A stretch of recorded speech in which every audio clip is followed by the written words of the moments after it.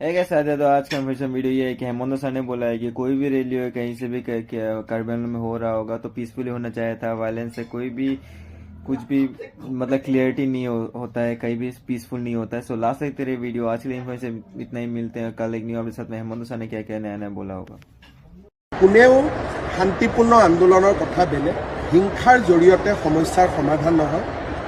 খেৰণীত কাৰ্বি ৰাইজে যিটো দাবী কৰিছে, একাংশ কাৰ্বি ৰাইজে যে ভিজিআৰ পিজিআৰত থকা মানুহখিনিক উচ্ছেদ কৰি দিয়ক। গুৱাহাটী উচ্চ ন্যায়ালয়ৰ স্থগিতাদেশ আছে, কোৰ্টক বাদ দিটো কোনেও কাম কৰিব নোৱাৰে।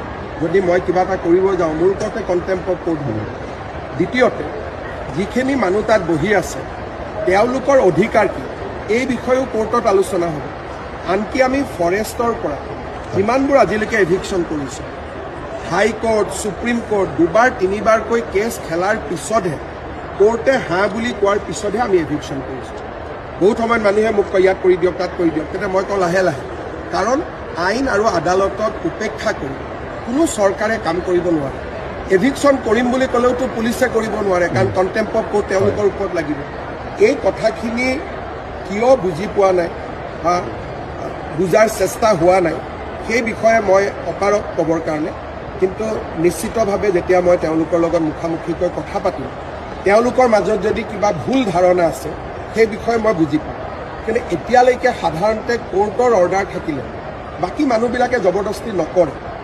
এই যোৱা দুদিনত হোৱা ঘটনাটো আমি চাব লাগিব, কিন্তু এতিয়া পৰিস্থিতি শান্তি হ'ব, তাৰ পিছত বিষয়টোৰ সম্পৰ্কে আমি পৰীক্ষা কৰিম। एक साथ तो आज का इन्फॉर्मेशन वीडियो ये है कि हेमंत सर ने बोला है कि कोई भी रैली हो कहीं से भी कार्बी आंगलौं में हो रहा होगा तो पीसफुली होना चाहिए था। वायलेंस से कोई भी कुछ भी मतलब क्लियरिटी नहीं होता है, कहीं भी पीसफुल नहीं होता है। सो लास्ट तक तेरे वीडियो आज के लिए इन्फॉर्मेशन इतना ही। मिलते हैं कल एक न्यू अपडेट साथ में। हेमंत सर ने क्या क्या नया नया बोला होगा।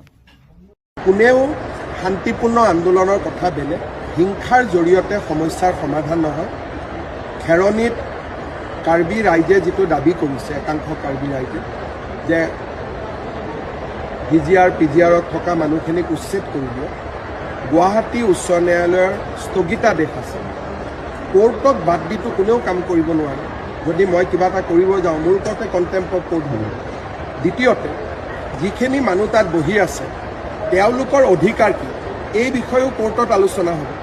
আনকি আমি ফৰেষ্টৰ পৰা যিমানবোৰ আজিলৈকে এভিকশ্যন কৰিছোঁ, হাইকোৰ্ট সুপ্ৰিম কোৰ্ট দুবাৰ তিনিবাৰকৈ কেছ খেলাৰ পিছতহে কোৰ্টে হাঁ বুলি কোৱাৰ পিছতহে আমি এভিকশ্যন কৰিছোঁ। বহুত সময়ত মানুহে মোক কয় ইয়াত কৰি দিয়ক তাত কৰি দিয়ক, তেতিয়া মই কওঁ লাহে লাহে, কাৰণ আইন আৰু আদালতক উপেক্ষা কৰি